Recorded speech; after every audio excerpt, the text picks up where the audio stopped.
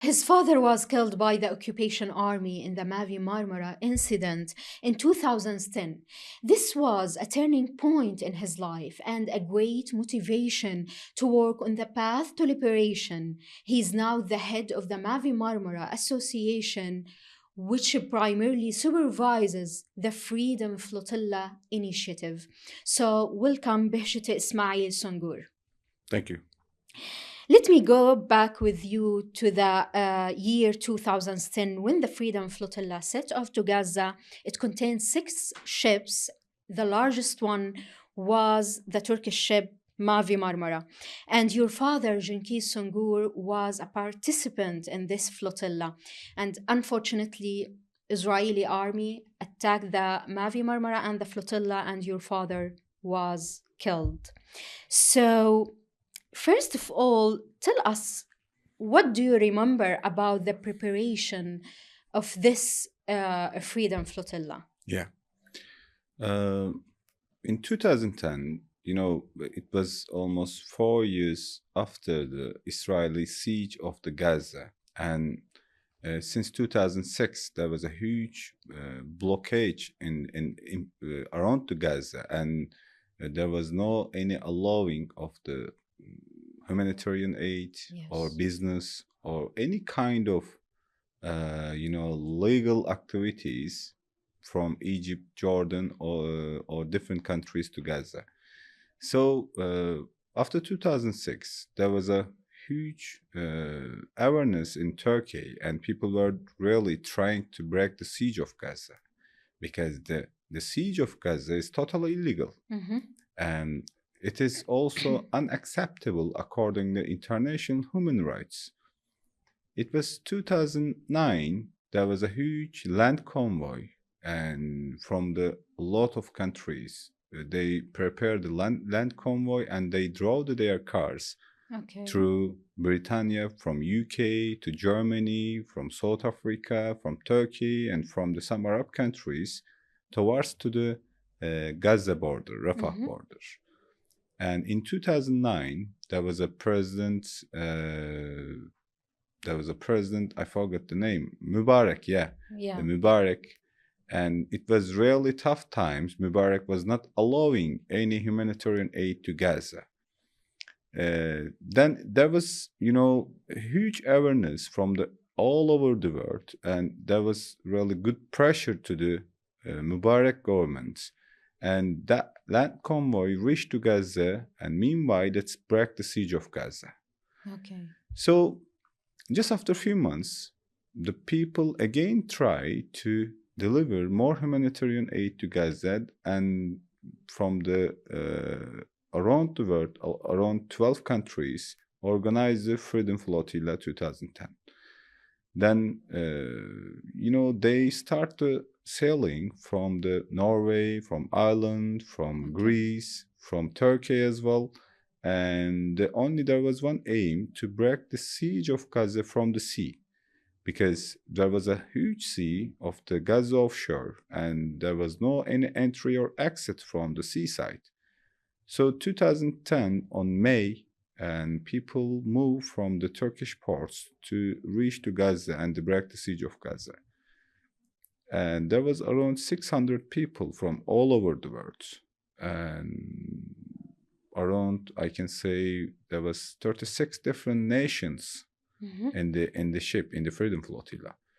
So in that, there was one of the really and perfect target of the international activists to reach to Gaza, because there was huge siege of Gaza. Israel was not allowing any humanitarian aid. At the same time, there was no any medical equipments were allowing to Gaza, and there was a lot of human rights blockage on Gaza, and that's why the Freedom Flotilla moved in 2010 on May to reach to Gaza and break the siege of Gaza. My father was one of the participants in the ship, and he always, trying to do in his life to work for some innocent people. And Gaza and also Palestine was one of his dream to reach there. And because we believe that in Turkish culture, the Gaza is the like key of the Kudus. Yeah. And if you are doing something for Gaza, it's mean that you are doing something for the Kudus. And Kudus is the holy place for us. And this motivation really take them to Mediterranean Sea and to be participants in the Freedom Flotilla. Unfortunately, Israeli terrorist forces attacked the ship. That ship was not carrying any single gun or bullets. Yeah. And they attacked the ships and they killed 10 activists. And 10 of them were the Turkish people. And they also kidnapped around 600 Yes. people. And 56 of them, they became heavy injured. So it was not lost for us, it was kind of gain for us, because we know this life is going to over anytime. But he gave his life for the freedom of Palestine and for the humanitarian aid to Gaza. And that's why it was good motivation for us to follow his roads and reach So again his to life Gaza. was around the Palestinian issue. Exactly. All of his life. Exactly, all the time. Also, before Freedom Flotilla, he was helping the innocent Palestinian people who came here for the medical treatments, and we were taking care about them, and he was looking after for them. Okay, we have to ensure, by the way, that the preparation of this Freedom Flotilla at that time was in secret way. I knew that even Turkish government wasn't know about the preparation of the flotilla at the first time, right? No, actually, it was not a secret, because Okay. you are moving from the all over the world with the 600 people, with the several ships. How you can make it secret? And But these people are from NGOs and yeah, just activists, not from the government part. even there was a people from the government. There was a member of parliaments in the ship. Okay. Not only from Turkey, from the different countries. And even there was an Israeli member of parliaments in the ship. But they are So, against Zionism. yeah, against the Zionism. That's why it was not something secret operation. It was very transparent, very open, and very clearly people were saying that we are going to Gaza, break the siege of Gaza. Okay. Because this siege of Gaza is not acceptable according to international laws. And right now, whoever having the power, like OIC or United Nations or the governments, is not taking any action against Israel. Mm. That's why this responsibility became on the shoulder of the civilians. So in 2010, the flotilla took a permission from Turkish government. Yeah, it was, Okay. the permission is the right of the every ship, because if you have the ship, if you own the ship, and if you are following all the legal rules, you have permission to go. You doesn't need to take any special permission from the prime minister or president.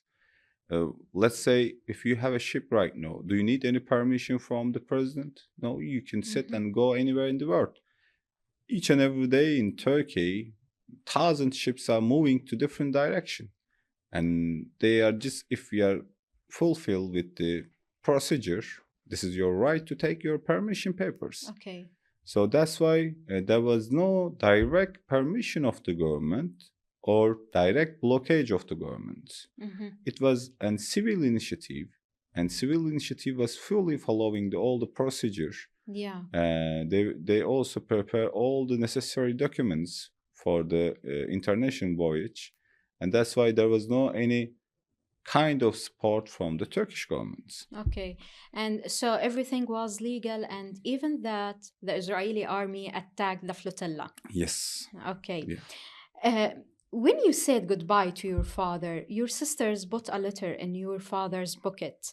One of the part of this letter was, "I'm scared, Dad. I'm scared when I see the sadness in my siblings' eyes and the worry on my mother's face. Even if only your name comes back, go. It's wonderful to be your daughter. So tell us about that moment when you said goodbye to your father. You know, can I tell you the truth? Okay. Until I have 6 sisters, Okay. and it's around 14 years after the Mavi Marmara Marmara incident. And still, I don't know which sister wrote this letter. Really? Yes. Not all of them? No, one of them wrote this letter, but he never tell us, and we did not ask that because it was kind of an emotional point for us, and we decided to not, you know, we decided to not ask his name. That's why until now, he said, all of them said, we we will we doesn't want to know who wrote this letter because it is the all of us having the same feelings, Okay. and that's why we will not tell anyone even who wrote this letter. But one of the sister wrote this. Okay. So what about you? How was the last moments with your father? The last moment was the perfect because maybe in my whole life with the father, it was the first time I seen that he was very happy. And he was happy because he was, going to help the innocent people. And he always worked for this way because sometimes he was coming to very late to home. He always, carrying some aids to the innocent people in the Turkish streets.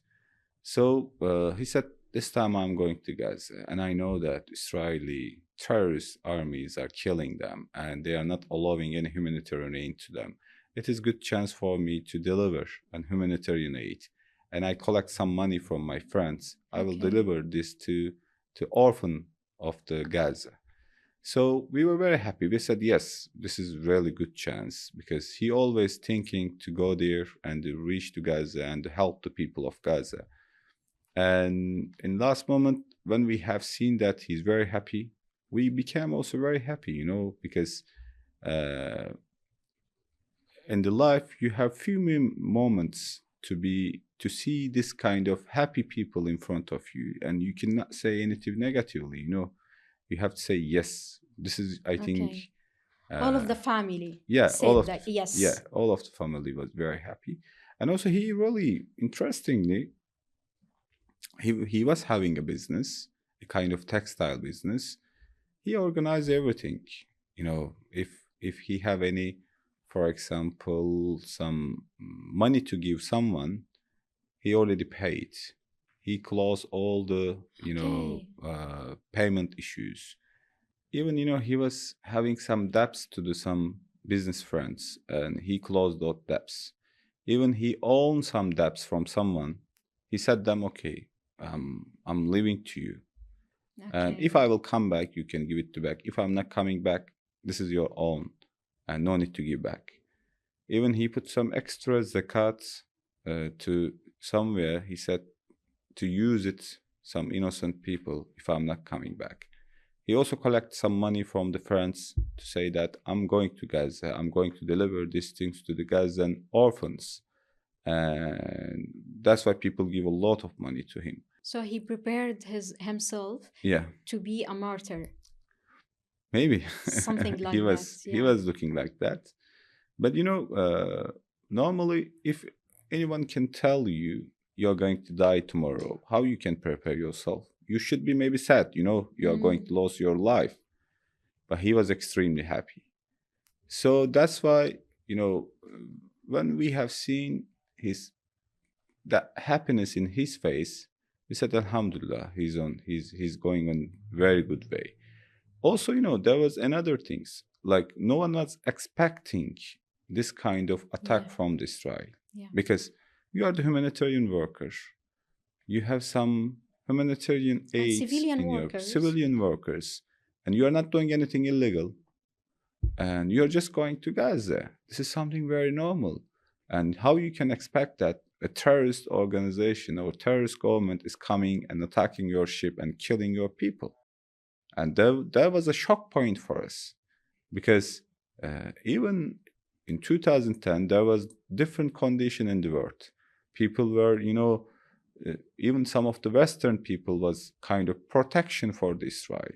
They were saying Israel having and living life here. The Palestine is their own lands. But right now we have seen the reality. Even the European countries seen the reality, because they are the genocide people, not since 1 year, since 1948. So all the time we were having kind of feeling that yes, he's going in danger zone.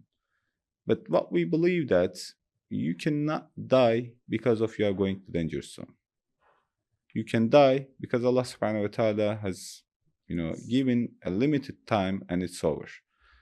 So that's why his life is over, and in the way of good, holy journey to Gaza, to Kudus, and it was a kind of honor medal for us to carry. Okay. He was 20 years old at that time, by the way.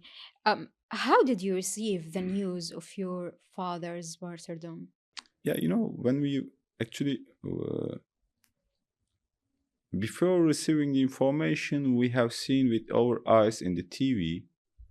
How was your feelings? Yeah, someone was carrying his dead body, and it was night around, I think, morning. Sorry, it was morning around 6 or 7 o'clock, because there was live connection from the ship.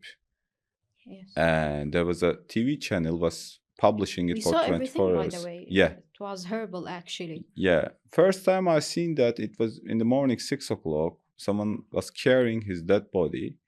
The moment someone, your mind is not believing your eyes. And you have seen that, but your mind is telling you, no, he's not. He's not your father. But you seen that, and it was a kind of confusion for me, and there was no opportunity to replay it and look for that second, because there was only 3 seconds. Just someone was carrying it. So just after 24 hours, I think, we have received the information that he became shaheed in the Mavi Marmara. And we said, Alhamdulillah, Hasbunallahu wa ni'mal wakil. It was wonderful example for us, because anyhow, he will die one time, and he spent all his life in a very good way.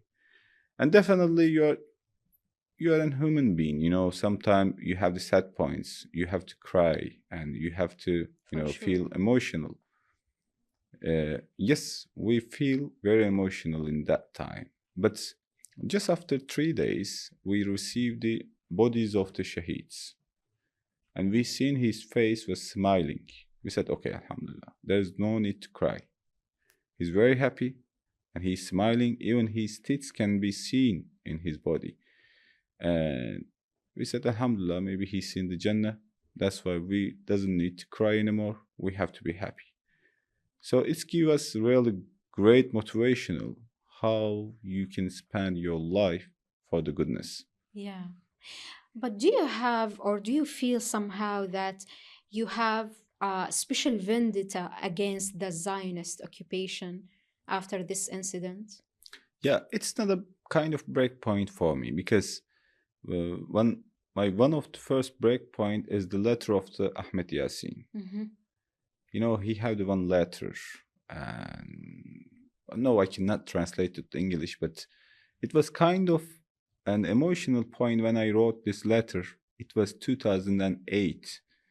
So You wrote a letter to Ahmed Yassin? no, he letter to all the Muslim Ummah Okay, and leaders, and the letter that there was one word. It was saying that, "Oh Allah and oh Ummah, I'm not expecting from you to come fight here, but at least to not be do not be the silent against this genocide."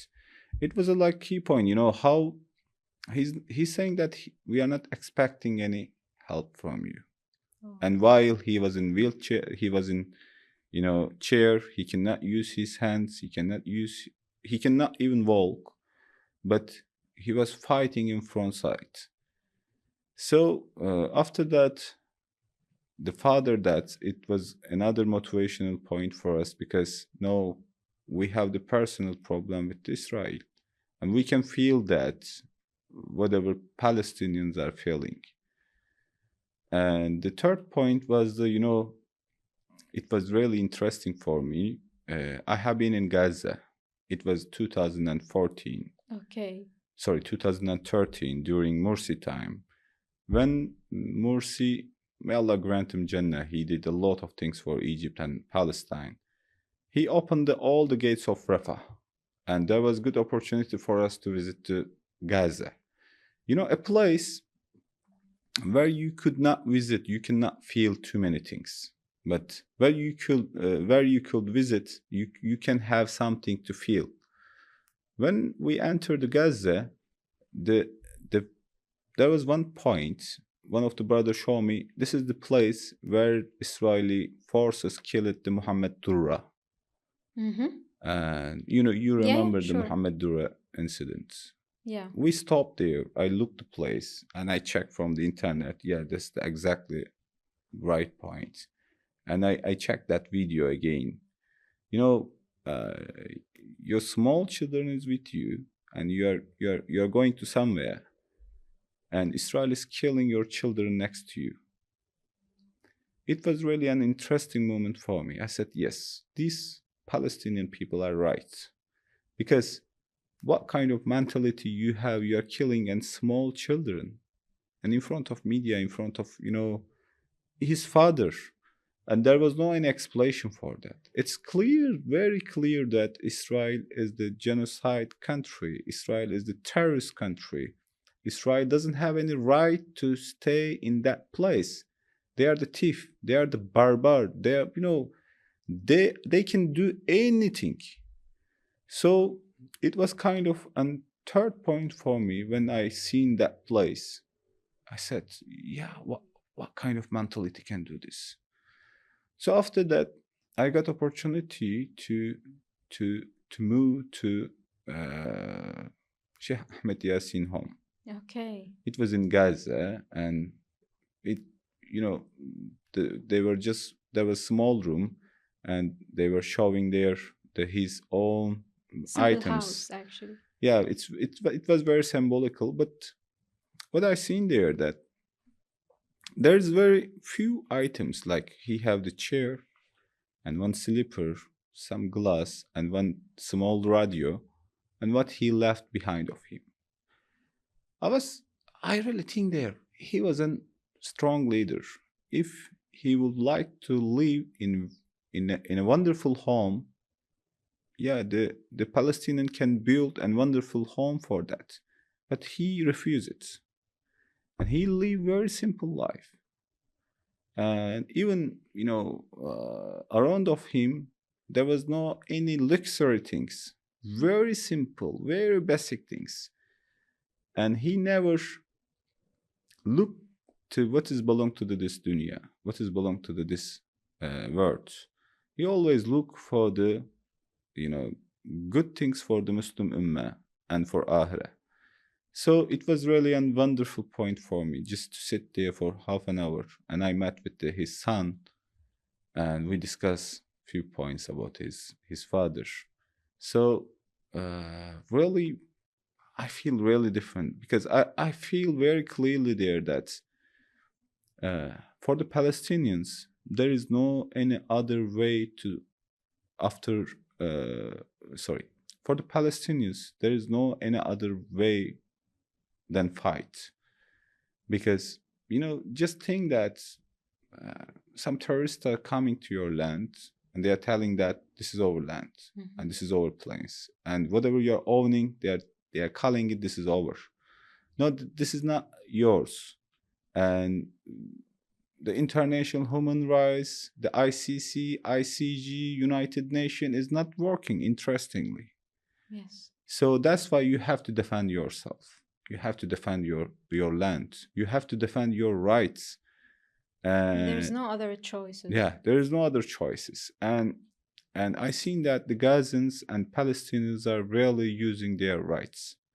That's why it was kind of a motivational point for us. Yes, these people are, while working for their own rights, we have to support them. Yeah, it can be dangerous, it can be difficult, but it doesn't matter, because what I have seen there, if you could not stop the Zionism in the Palestinians, then there will be problem for whole world peace. We have to stop this stupid Zionism in the Palestine if we want to live and give a peaceful life for our children. So it's your issue, not just Palestinian issue. Exactly, exactly. That's why right now it is responsibility for whole people, not only for Muslims. Yeah. For whole human beings, it is responsible to do something for the Palestinians, because tomorrow this will be your problem. So these people, this Zionist mentality can bury, this Zionist mentality can burn all the world just for simple things which is belong to them. Even we have a verse in Turkish, the Jewish, if we would like to boil an egg, they can burn all the words. So, and mentality of the Zionists is different than Muslims, different than humans. Yes. And they don't care about you. They don't care about peace. They don't care about democracy. They don't care about the human rights. They don't care anything. That's why these are not enemy of the Palestinian. These are enemy of the human rights. These are enemy of the peace. These are enemy of the whole world. So this is responsibility for all people to stand against the Zionism right now. So after all of these experiences and scenes, you have become one of the most prominent Turkish activists in supporting Palestinian issue. So tell us about your most important activities in this field. Yeah. I'm the chairman of the Marmara Freedom and Solidarity Association. Yes. Right now, Freedom and Marmara Association is working especially in Gaza and the Palestine. And the humanitarian help and humanitarian aid kind of part of our work, but it is not. We cannot say that it is the total of the work, because the problem of the Palestine is not only humanitarian aid. The problem of the Palestine is the kind of, related with the international law and international human rights. The problem of the Palestine is not only humanitarian aid. The problem of the Palestine related with the humanitarian aid, with the human rights, with the international law, and with the whole world system. And we decide that, yes, in somehow we will work for the humanitarian aid, but we have to break the siege of Gaza, because Gaza should rebuild himself or themselves. Otherwise, you cannot finish this problem with the humanitarian aid. Yes. According to one report, right now the average need of Gaza around 1,750 containers, 50 trucks of the humanitarian aid per day. How you can carry that much items each and every day? It's impossible. But if you will give opportunity to Gazans to open the border and finish the siege of Gaza, I believe that these Gazan peoples are very brave and they are very, hard worker. They can build themselves again. Yes. While, when I was in Gaza, what I have seen that there was one of the uncle. He was, I think, more than 70 years old. He was making, it was corner of the Han Yunus. He was rebuilding his home. And we just sat next to him. We said, Uncle, what's your story? What you are doing here? He said, this is the 9th time I'm rebuilding this home. I said, 9 times? Why you are rebuilding again? Just move to another place. Move to Rafah side. Rafah's site is safer than here. He said, no. This is my home. This is my place. And if they destroy it for 100 times, I will rebuild it again for 100 times. And there's many stories So in Gaza, by the way, like yeah, this. yeah, yeah, Yeah. yeah, yeah. Look the motivation. It's the 9 times you're rebuilding your own home, and you are never giving up. So that's why we said we have to give this opportunity to Gazan people. If we will remove the siege of Gaza, I believe that they can rebuild back to all the Gaza and all the Palestinians. Just only we have to be protection for them against the Israeli terrorism. So uh, we decide with the 12 different countries. We Mhm. organized 12 different countries, the Gaza Freedom Flotilla. Yes. And it was the beginning of the just short after 7th October.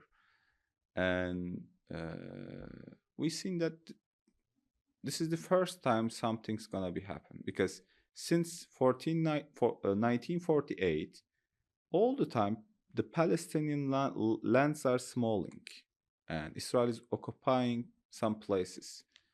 But it is the first time in the Palestine history the Gaza borders are growing. The Gazan peoples move out of the land. So it is not something very simple. Yes. This one is going to call the international powers to the area. And we said this is the one of the last chance for the Gazan people to break the siege and defend their countries and kick out the Zionist power.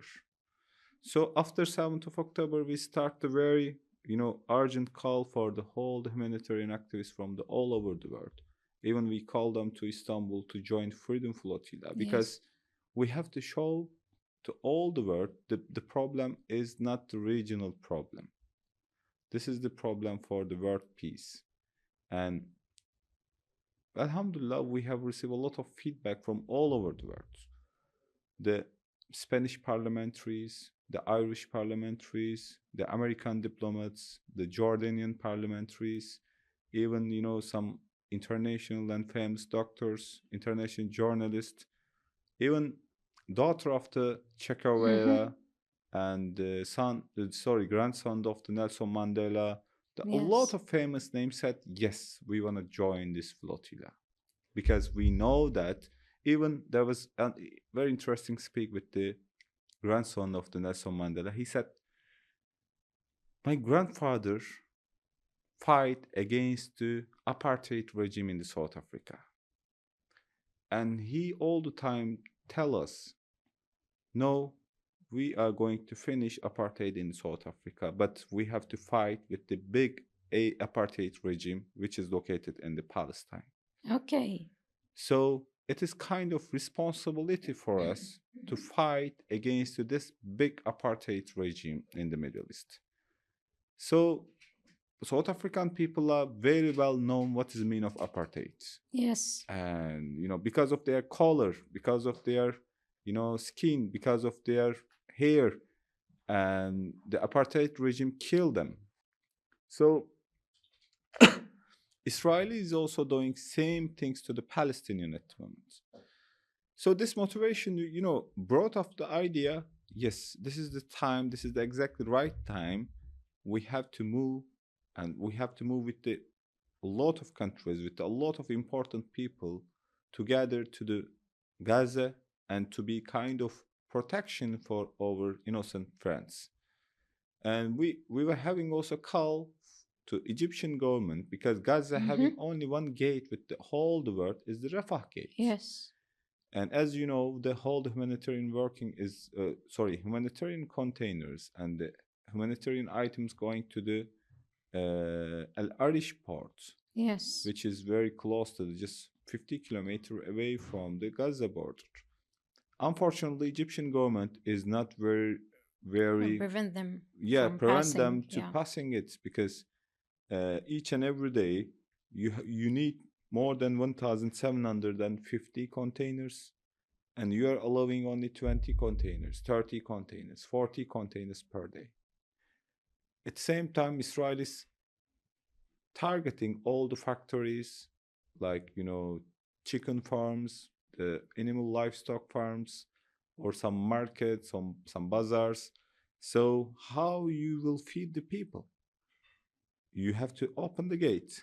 But what we have seen, that Egyptian government is not really responding this important call.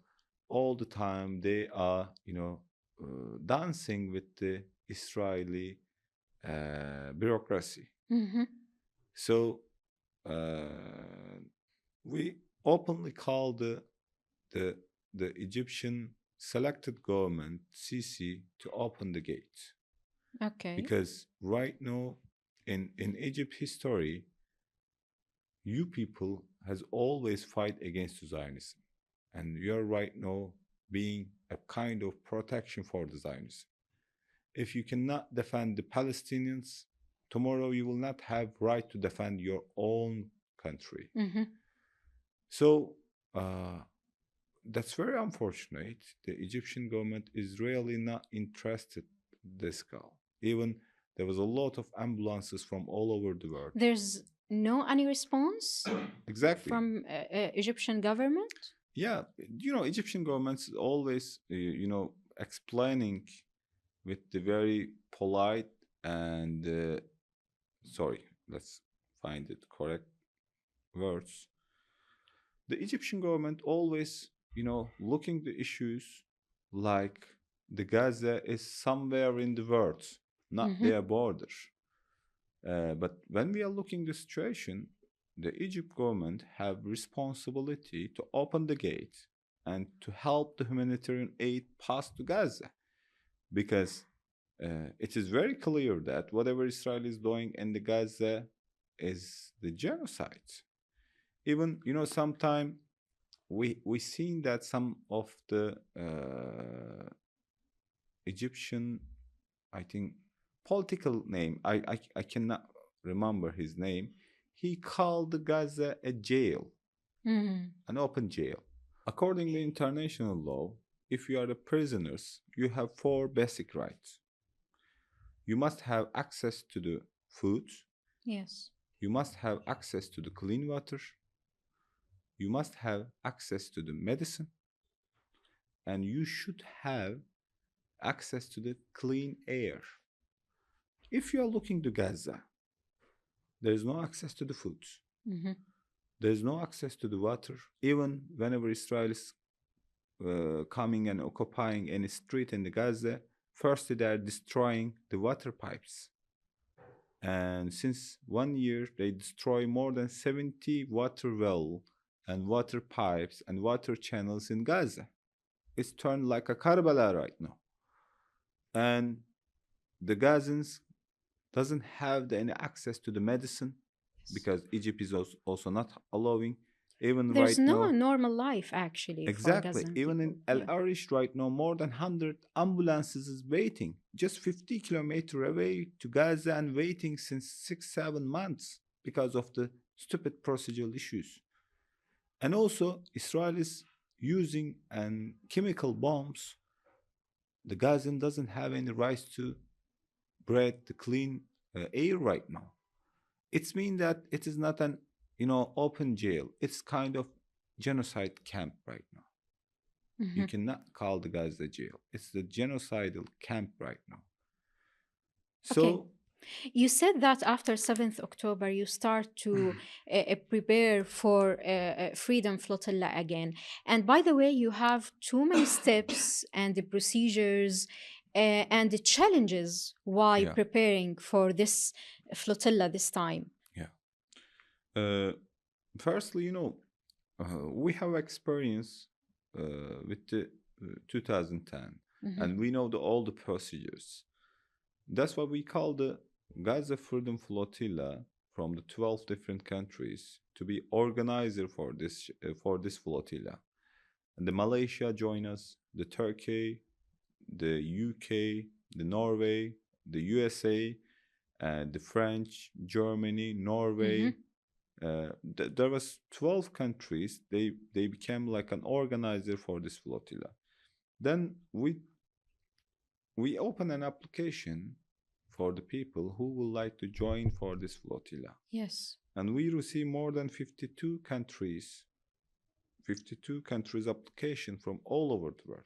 Okay. From Brazil, from Scotland, from Arab countries, from the Asia side, from the deep side of the world. We receive a lot of application, and more than, I can say, 50,000 application we have received so far just to be participants. Okay. And we said 50,000? yes. Oh my God. And we said, okay, it's mean that there was a one explanation of Israel. He's saying that Mavi Marmara was the mistake and no one would like to come again and join to Mavi Marmara. And this 50,000 people are clearly showing us that they are not afraid of Israel. If they can find the ship, they can easily come and join the ship. Okay. So this motivation give us the idea, yes, we have to prepare our ship and to move as soon as possible and to create a huge pressure on Israel. Because what we need in Gaza, we need ceasefire. Mm-hmm. And what can be effect to the ceasefire?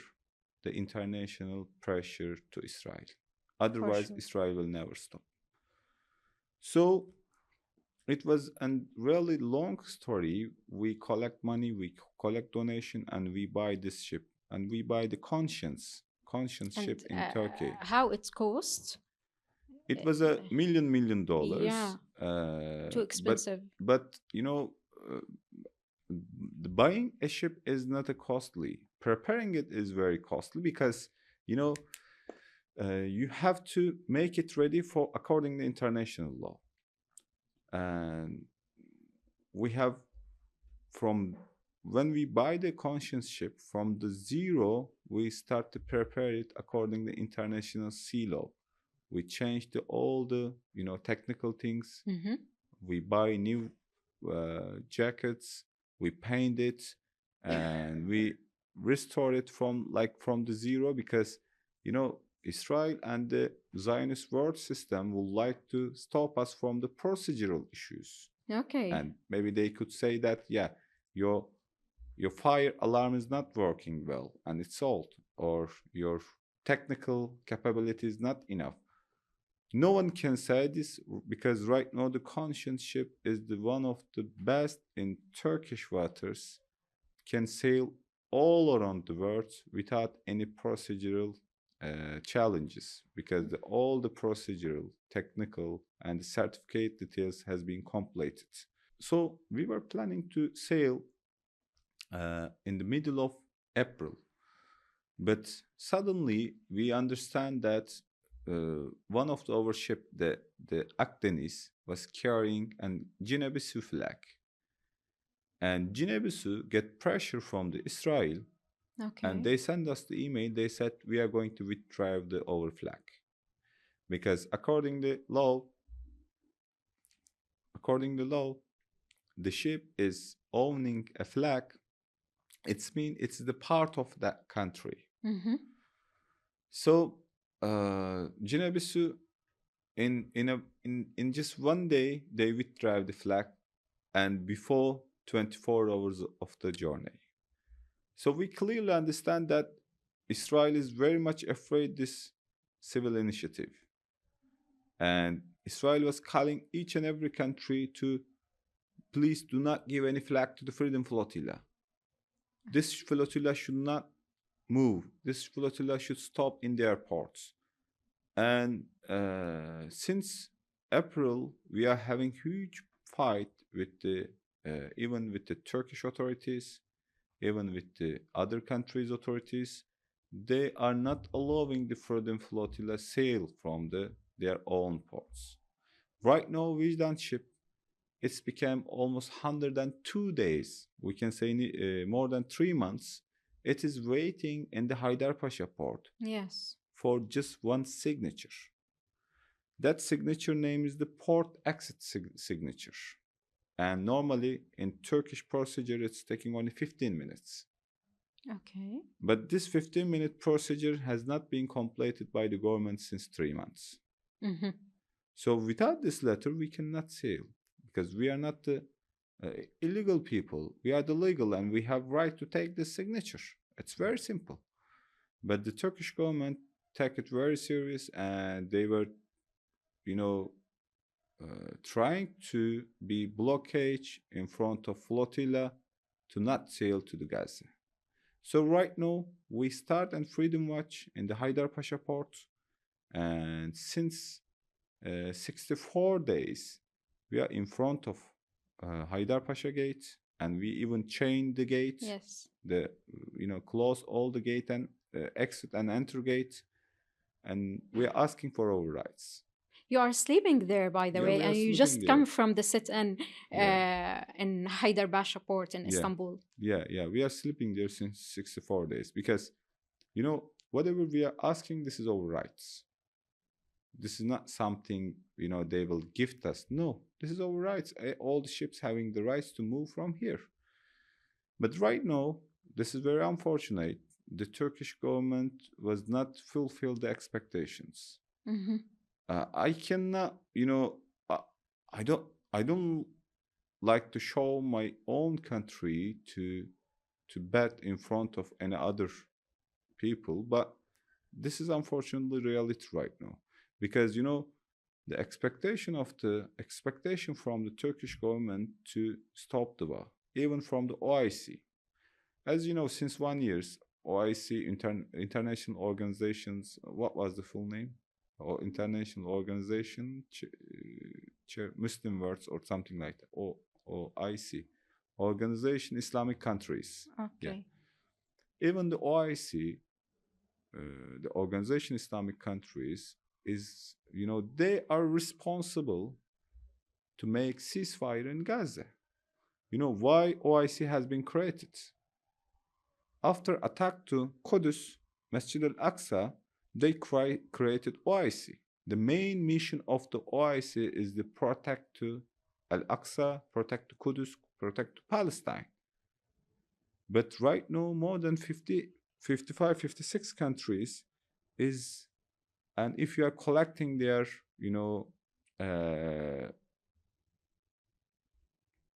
sorry, if you are looking these 56 countries, if you are,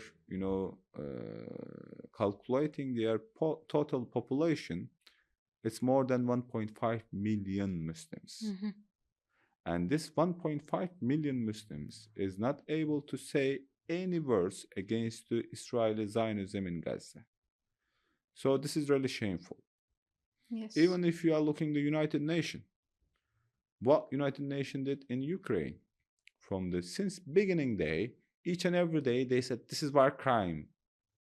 The Russia should stop, and we are calling the NATO to go to Ukraine and to stand against Russia.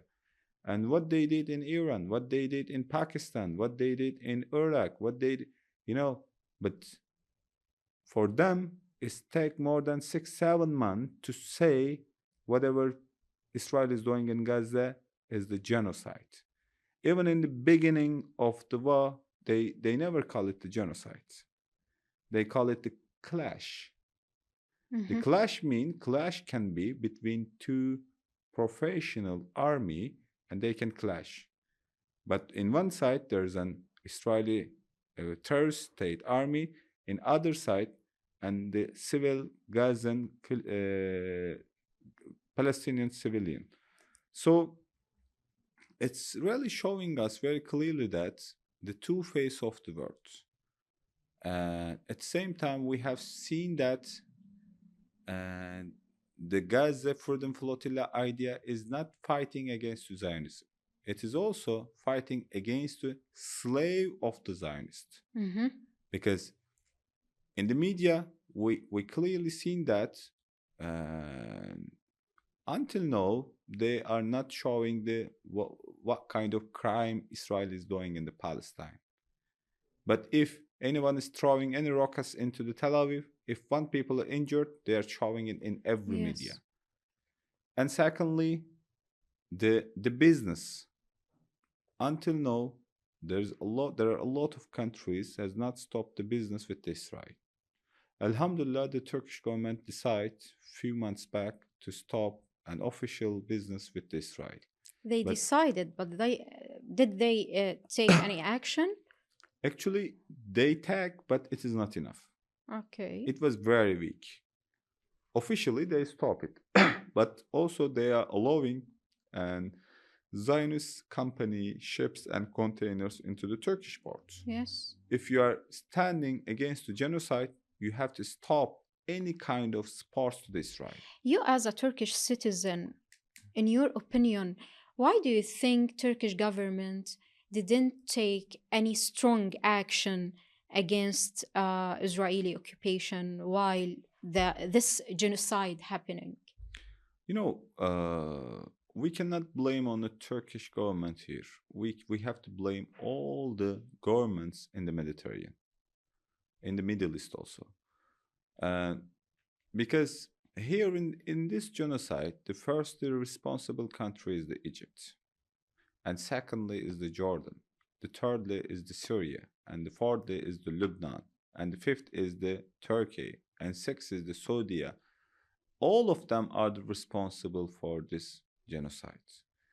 And unfortunately, all the leaders has been, before the war, they were using and very big words, and they were calling the Palestine is the red line of our ideology, and Israel can never touch to Al-Aqsa, and if Israel will do anything to Gaza, we will attack to Israel. And the publics, they increase the public interest, they increase the public expectation from the governments. But since 1 year we understand that whatever they promised, whatever they said in front of media, it was all the lie, all the bullshit. Because they said that this is our red line. Okay, your red line already has been crossed. And before the election, all of you were saying that if anyone is touching the Palestine, we will attack them. Okay. They attack. They are killing more than 50,000 people. And they are destroying all the country. Where are you? So it's clearly showing that the governments here is not able to fulfill the expectation. They increase a lot, but they cannot fulfill it. So it's become like an examination for all the governments and the authorities. Right now, no one is trusting. Look, if you are going to, for example, Egypt, really, I was in Egypt, it was very strange. No one trusting the government. Whenever they are doing any explanation in front of me, no one is explaining. But people are afraid they cannot say anything. Even in Turkey right now, the Minister of Business, he was sometime explaining the business with Israel, and he was bringing some letters from the Palestinian authorities also.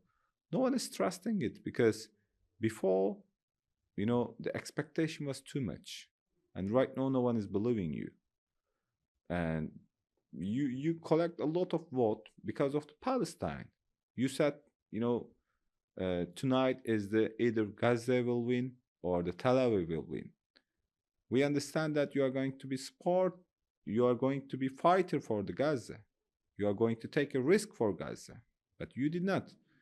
So that's why the government is not able to pass this examination right now. Okay, let's go back to the sit-in in Haidar Pasha port.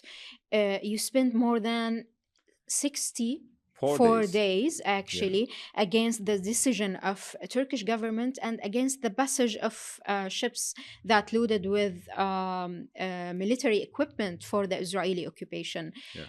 Is anything happened after all of these days? Yeah. The first aim of our Freedom Watch is take the port departure signature from the Turkish government. And because normally this is our right, and this is the 15 minutes issue, and they are not giving port exit signature since more than 100 days. And secondly, while we were making Freedom Watch in the port, we seen that some ships are coming and container ships are coming, and the direction of those ships is to Haifa or Tel Aviv or Ashdod. We just make a small committee to check what these ships are carrying to the Israel. What we found that, for example, there was a Catherine ship.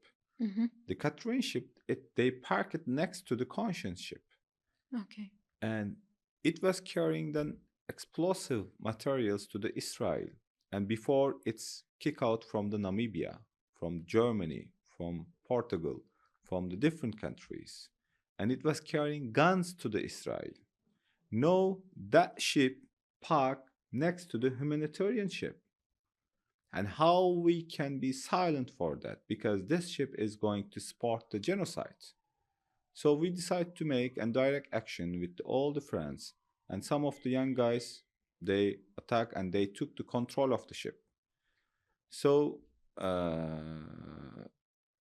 just 2 days back, they come back from the police stations. Yes. So, but we give only one single days for the owner of the ship to move out from this port, because we don't want any support for the genocide from our own ports.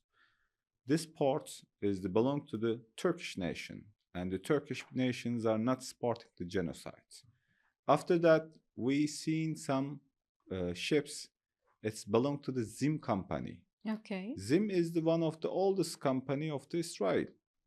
Their first responsibility actually to carry people from the Europe countries to the Israel in 1950s, 1955s. So right now they are having huge business. They are carrying the containers, even guns to the Israel from the different countries.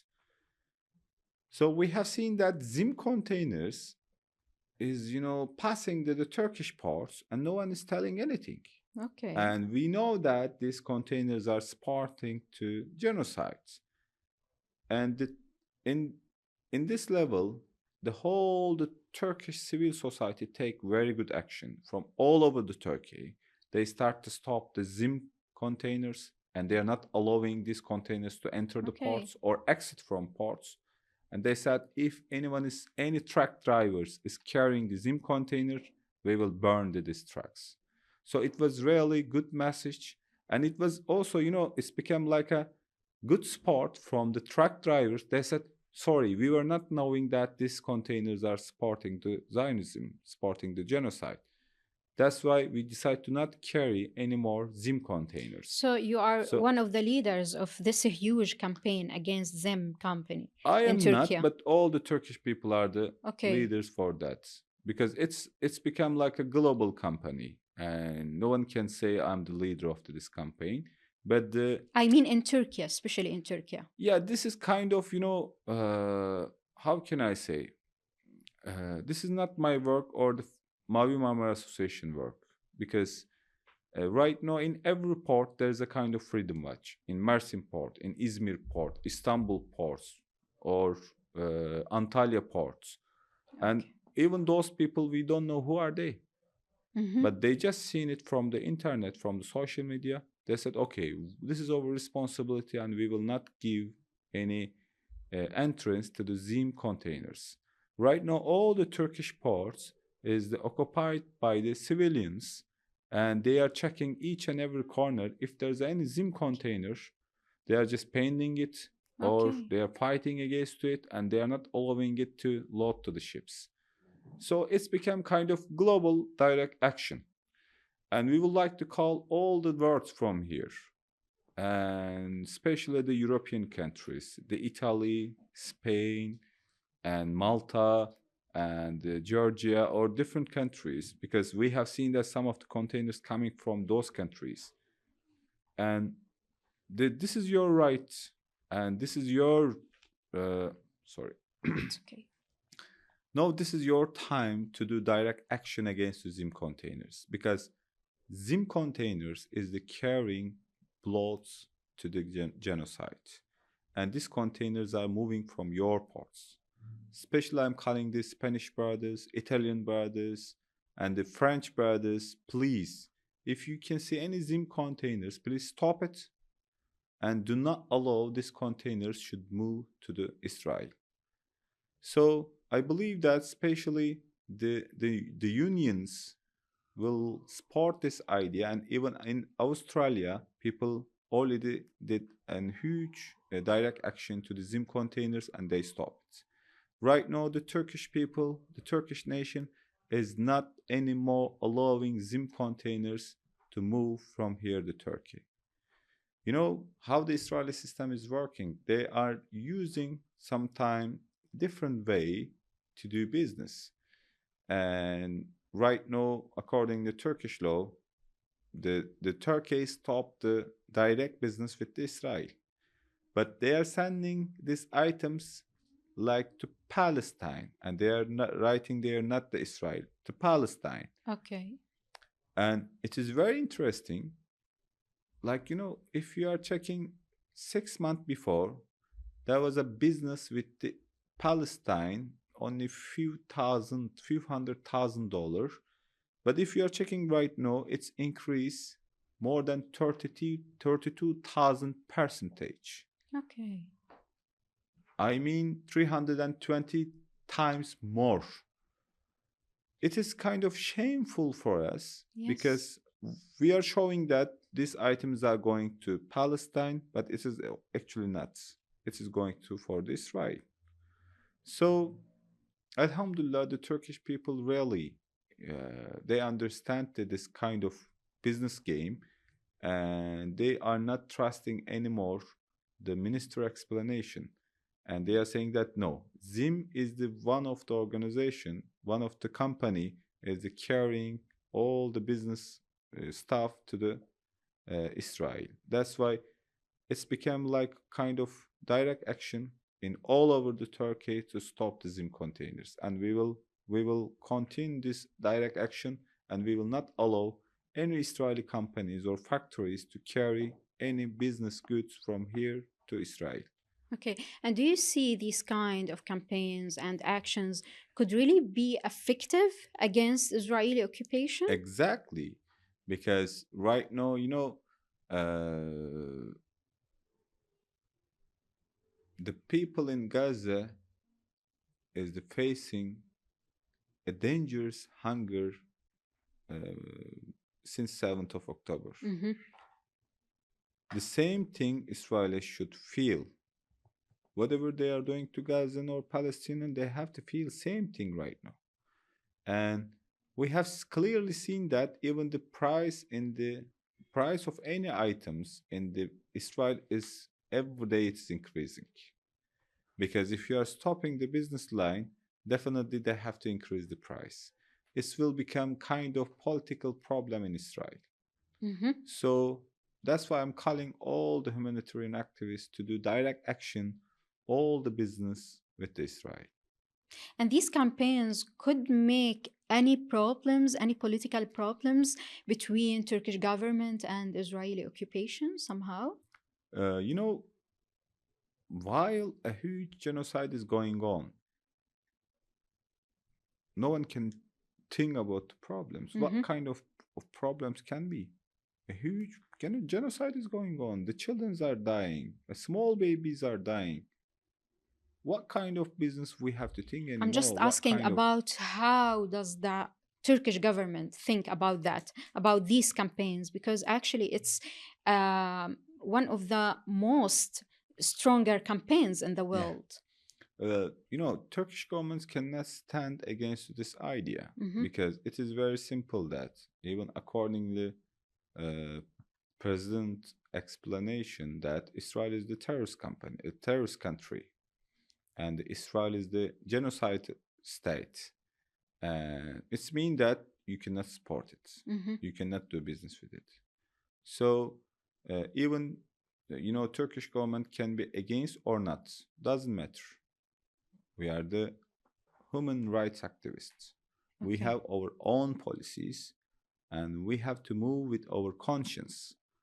So that's why our iman, our believing, our ideology is telling that doesn't matter whatever Turkish government have any rule. It is our responsibility to stop these ships. So let Turkish government think about it. Okay. By the way, in talking with about the flotilla, you said before Israel's perception of inaccessible Gaza is entirely a lie. However, whenever we attempt to take action, we find ourselves facing Israel and its collaborators. So, who is the collaborators that you're facing now? Right now, whoever is the putting any blockage or the difficulties in front of Freedom Flotilla, it's mean that they are the collaborators of the Israel. Mhm.